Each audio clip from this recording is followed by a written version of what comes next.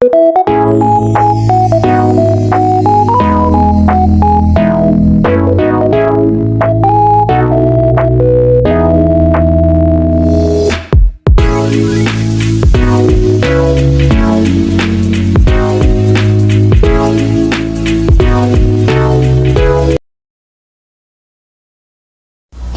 viewers, I'm Jane, the Ultimate Filipina. Today's episode is a continuation of my live discussion on tidbits and living, traveling in the Philippines, and dating a Filipina. I use the word tidbit because one of its meanings is small gossip or particular interesting information.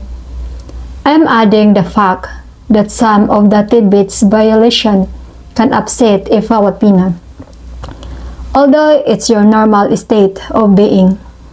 Hopefully, my information can help you save money, not upset or trouble a Filipina, and avoid local scams and make your visit and stay more enjoyable.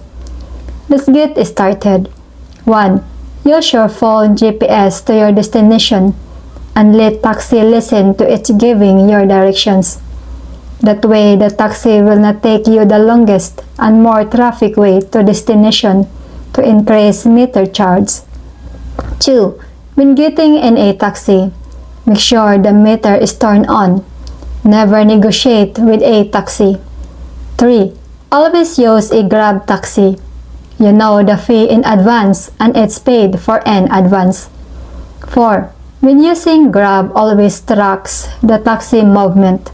If the taxi is not moving for several minutes, he just wants his percentage of the cancellation fee and is probably eating, sleeping, or resting somewhere. 5. Always cancel a Grab taxi earlier than 5 minutes arrival time. After 5 minutes, you will lose the entire trip cost. This happens quite often if you do cancel. Use the taxi is not moving reason, so cancellation fee is waived. Scroll until you find it. 6. Keeps birds, trim and groom. Filipinos are not used to birds, and some have sensitive skin that irritates easily but are open-minded, and neatness and appearance matters. 7. Bald heads are not common here, but foreigners are making them a common sight.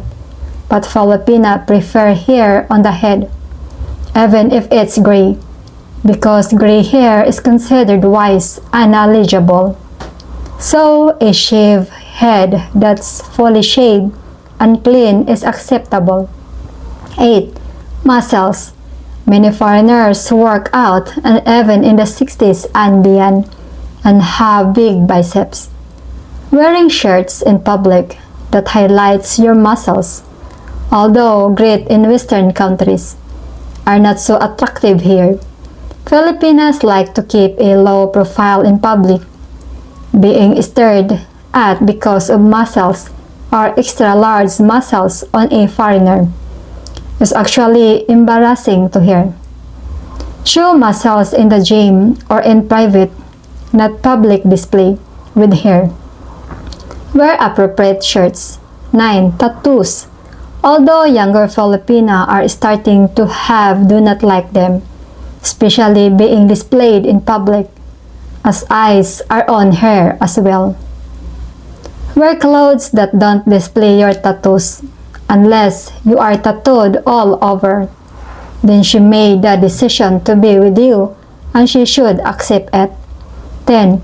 Walking in public with hands or arms around her back or on her buttocks.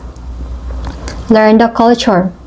It's a no here and gives bad vibes. It's also embarrassing and gives the wrong impression of her to the public. 11. Do not let a Filipina check your phone or leave it alone around here. She will try to check who you are communicating with and think the worst, no matter what their status is to you. She will also copy phone numbers and names and try to text them or find on Facebook. 12. Don't point your fingers at her alone or in public. as disrespectful and demeaning to a Filipino. 13. Don't cuss or use foul language, especially in normal conversations or in public.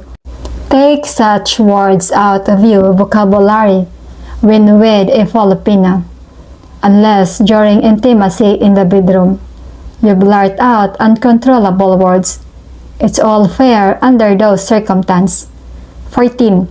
Pay for all meals. This is not the West, and 50-50 is out of the question. She is poor, and even if working, still poor. You wanna meet or go out for meals, coffee, tea, or whatever. Plan on paying and without hesitation. 15. Don't ask or continue to ask a Filipina about past relationships. More than likely, he cheat or lie to her. And she has cleared her mind, memory, and pain, and don't want reminders or inquiries that set her back emotionally. She will tell a white lie anyway. 16. Don't kiss in public. Filipino like to display affection behind closed doors. Holding hands, okay, but my advice is to randomly select best time and place for that. You don't want to try in a crowded mall. A younger and more open-minded Filipina might accept public smooching. My list is not all inclusive, as there are many more to list. Maybe I will issue a part 2 video, so stay tuned. I'm Jane, the Ultimate Filipina, wishing you an ultimate day, an ultimate life in the Philippines. Take care. Bye.